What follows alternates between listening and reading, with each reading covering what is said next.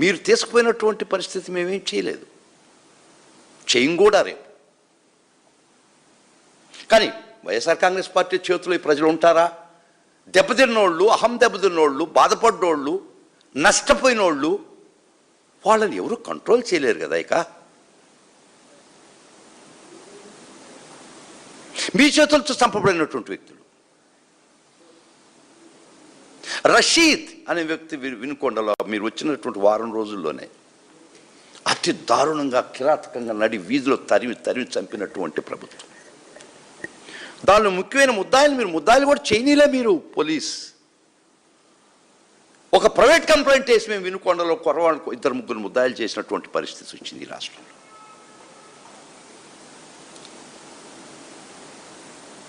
మీరు చిత్తభ్రమలు. పతనమైంది ఈ యొక్క సాయి కృష్ణ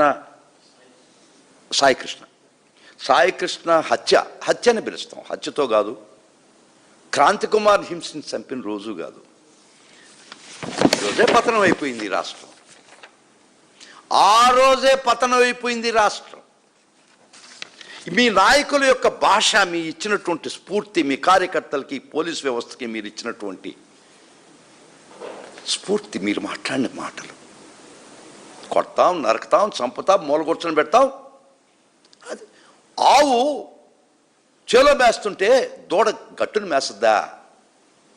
మీరే స్ఫూర్తి, మీరిచ్చిన బలం, మీరిచ్చిన సహకారం, కోఆపరేషన్, కన్నైవెన్స్ అండ్ కాన్స్పిరసీ 3 జరిగినాయి ఈ రాష్ట్రంలో. ఇచ్చిన భరోసా, సెహబాష్. ఒక చిన్న ధర్నా చేసేదానికి ఈ రాష్ట్రంలో హక్కు ఉందా అని అడుగుతున్నా మిమ్మల్ని. ఒక మెడికల్ కాలేజీ ప్రైవేటైజేషన్కి కలెక్టర్ ఆఫీస్కి పోయి మెమరాండం ఇవ్వాలనుకున్నటువంటి అంబటి రాంబాబు గారు, అందరు కూడా అంబటి రాంబాబు గారి మీద కేసు. కలెక్టర్ ఆఫీస్కి పోయి మెమరాండం ఇచ్చేదానికి కూడా ఈ రాష్ట్రంలో హక్కు లేదా?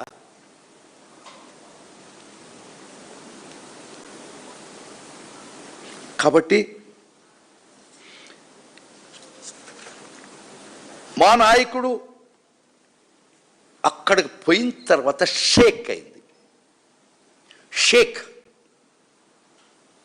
అప్పుడు దాకా ఆ వ్యవహారాన్ని ఎట్ట మభ్యపరచాలన్నట్టు ప్రయత్నిస్తున్నటువంటి వ్యవస్థలు. మా నాయకుడు పోయిన తర్వాత షేక్ అయ్యి కదలికి వచ్చింది. ఏందయ్యా మీరు చేసిన పని అయినా కూడా ఒక దొంగ పోలీసు ఇద్దరు ఒకటే ఉంటారా? ఒక పోలీస్ ఆఫీసర్ నేరస్తుని విచారించేది ఇంకో పోలీస్ ఆఫీసరా? ఏం న్యాయం జరగద్ది కంటి తులుపు తప్పక. వాళ్ళు రిజిస్టర్ చేసిన కేసుతో పోలీస్ చేత ఇన్వెస్టిగేట్ ఇదే పోలీస్ చేత ఇన్వెస్టిగేట్ చేస్తే రాష్ట్ర పోలీస్ చేత న్యాయం జరగద్దు అనుకుంటున్నారా మీరు? నో. ఇది ఖచ్చితంగా ప్రతి ఒక్క కేసులో కూడా ఈ పోలీస్ వ్యవస్థ డైరెక్ట్గా ఇన్వాల్వ్ అయినటువంటి కస్టోడియల్ డెత్స్ అన్నిట్లో కూడా సిబిఐ ఇన్వెస్టిగేషన్ జరిగితే న్యాయం జరగదు. That's the only alternative.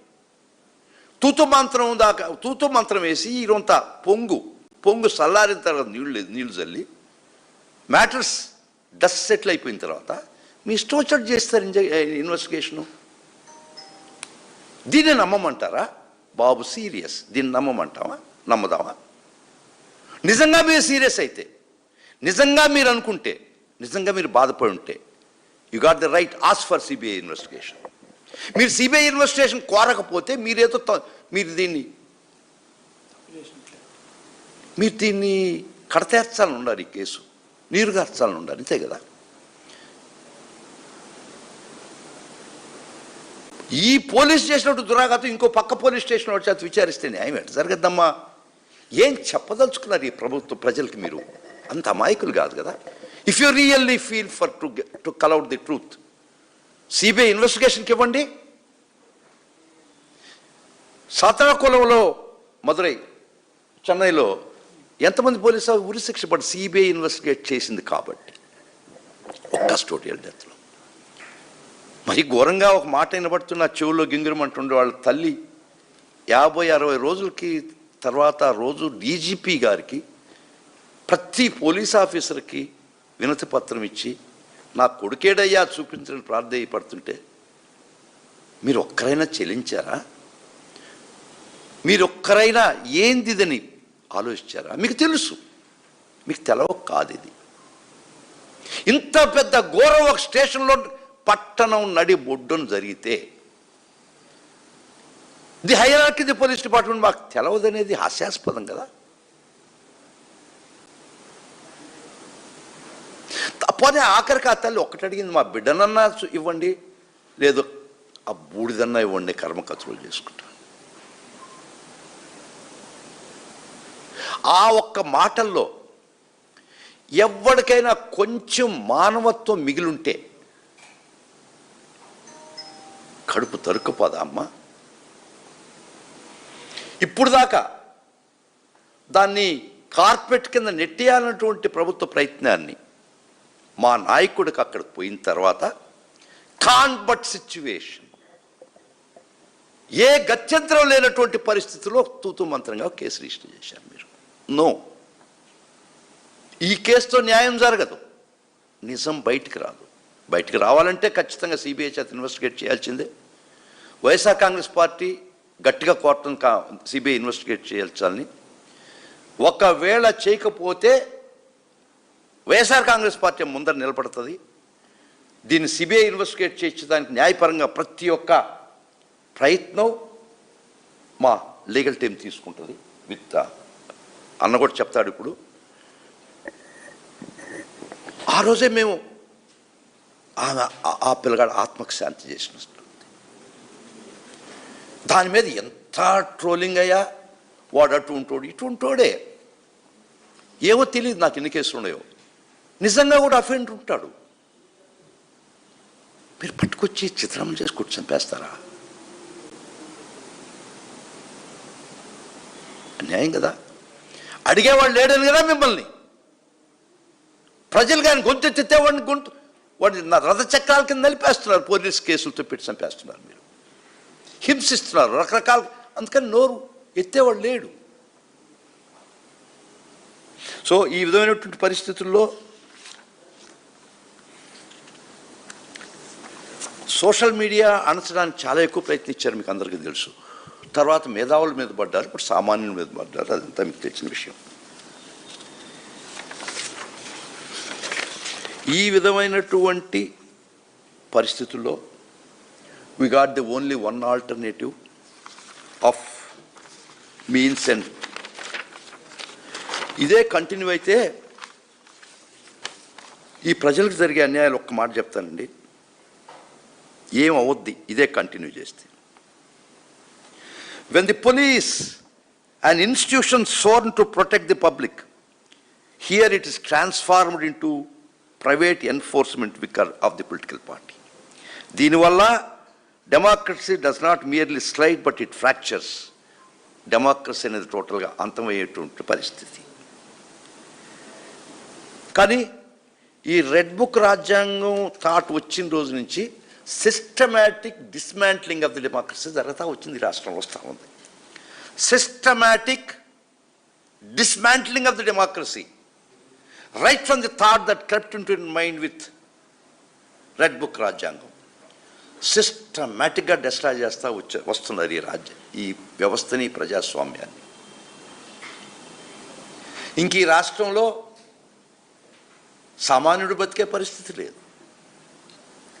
ఒక్క 77లో ఇందిరాగాంధీని కొద్ది రోజులేదో ఎమర్జెన్సీని పెట్టి ఇంత జనబాహుళ్యం మీద ఈ విధంగా చేయలేము. అటువంటి అంకె చుక్కలు చూపించారు ఈ ప్రజాస్వామ్యంలో ప్రజలు. You cannot escape that, but it's a dooms day at a later date. But ఈ లోపల మీరు చేసే దురాగతాలకి దానికి మార్గం ఏంటంటే ప్రజలతో మీకు చెప్తున్న మీడియా మిత్రుల ద్వారా establish legal defence networks. Legal defence నెట్వర్క్ని ఎస్టాబ్లిష్ చేస్తాం. వైఎస్ఆర్ కాంగ్రెస్ పార్టీ మా అధినాయకుడు మమ్మల్ని ఆదేశించాడు. దాన్ని కార్యరూపంగా తీసుకోవాల్సినటువంటి working president for legal cell and president for legal cell, it is, I think that they would start it immediately. Legal defence networks మొదలు పెడతాం. Form massive coalition of pro bono lawyers to provide 24/7 emergency legal service targeted to opposition leaders, activities and citizens.